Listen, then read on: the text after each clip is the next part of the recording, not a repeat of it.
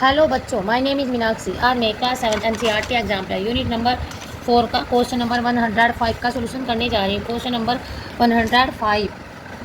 Question number 105। What does a duck do when it flies upside down? The answer to this riddle is. The answer to this riddle is hidden in the equation given below.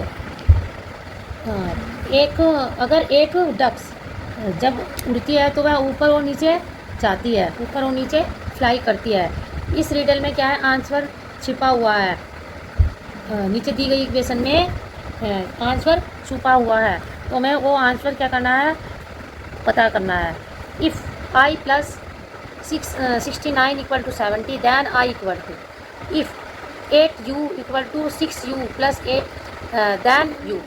यदि i plus 69 equal to 70 तब हमें i की value find करनी है। तो बेटा i की value जब हम फाइंड करते हैं तो क्या करते हैं, सॉल्यूशन करते हैं इस वाली रिडल का। i प्लस 69 इक्वल टू 70, तो i को यहीं पर आने देते हैं। जब हम 69 को इधर लेके जाएंगे तो क्या हो जाएगा, ये प्लस का माइनस हो जाएगा, 70 माइनस 69 हो जाएगा। तो 70 में से जब 69 माइनस करेंगे तो क्या हो जाएगा हमारा बेटा, हमारा क्या मिलेगा, हमें 1 मिलेगा। तो आई की वैल्यू क्या आ जाएगा, हमारी 1 आ जाएगी। ये हमारा आंसर है। अब riddle number 2। If 8u equal to 6u, 8u equal to 6u plus 8 then u equal to. यदि 8u equal to 6u plus 8 तब u की वैल्यू क्या होगी।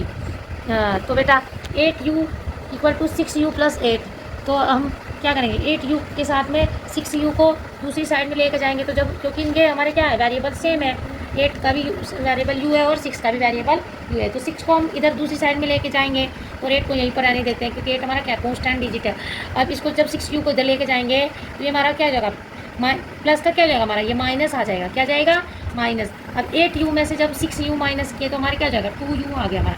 क्या हो गया, 2u, क्योंकि इनके सबके साइन सेम अलग अलग है।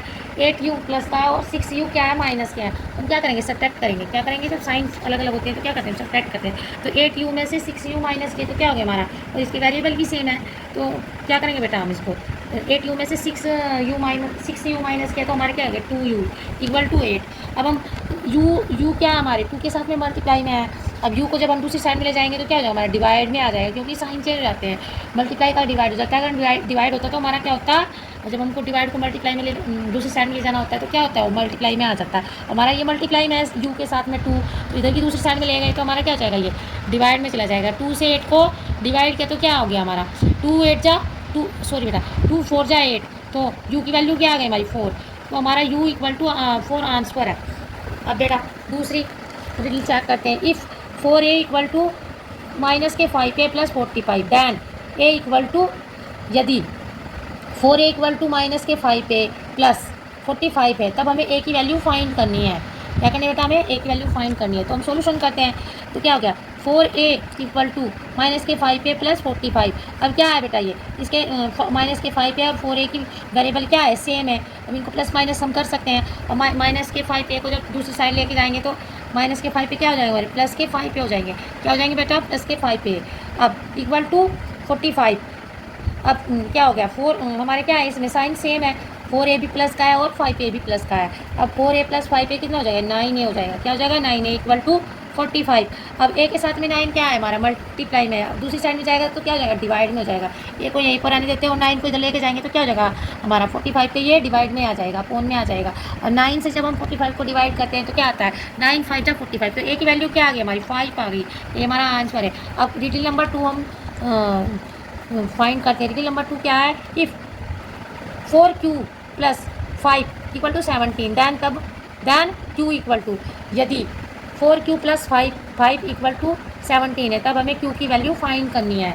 तो क्या होगा बेटा, 4q प्लस 5 इक्वल टू 17। अब इसमें क्या है, 4q है और इसमें 5 के साथ कोई भी वेरिएबल नहीं है, तो इसको 5 को दूसरी साइड में ले जाएंगे, क्योंकि 17 के साथ भी कोई वेरिएबल नहीं, कॉन्स्टेंट डिजिट है। 5 भी कॉन्स्टेंट डिजिट है और 7 भी। अब प्लस के 5 को अब जब दूसरी साइड में लेके जाएंगे तो 17 के साथ में तो क्या हो जाएगा, प्लस के 5 माइनस के 5 हो जाएंगे दूसरी साइड में जब लेके जाते हैं, क्योंकि हमारे क्या हो जाते हैं, साइन चेंज हो जाते हैं। प्लस का क्या हो जाएगा हमारा, माइनस हो जाएगा। प्लस के 5 क्या हो जाएंगे, माइनस के 5।